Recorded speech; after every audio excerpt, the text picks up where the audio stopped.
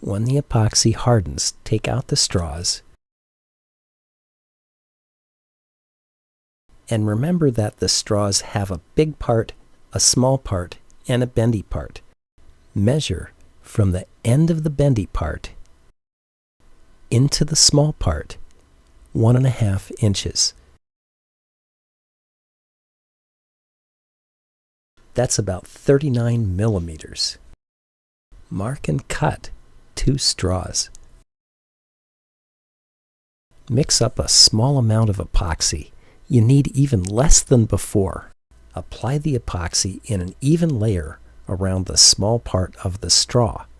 Try to get little or no epoxy within 1/4 inch or about 6 millimeters of the bendy part. The straws are that wide, so that'll help you gauge it.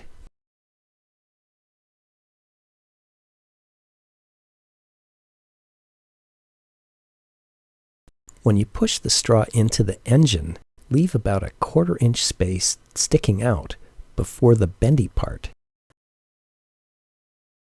Coat the other straw with epoxy and put that in too.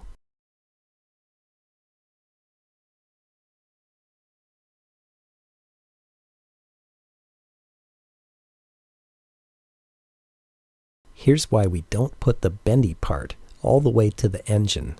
The glue gets on part of the bendy part, then there's not enough left for the straw to bend, and it kinks. The kink blocks off the straw. I hate to say it, but if this happens, you have to start over. So leave out a little straight straw before the bendy part. And for the same reason, if a big gob of glue gets on the bendy part, wipe it off with a towel before it gets hard.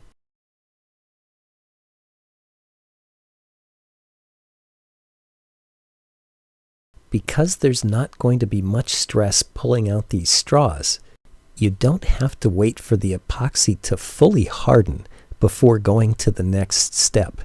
Maybe just 10 minutes or so. Measure and cut 2 straws.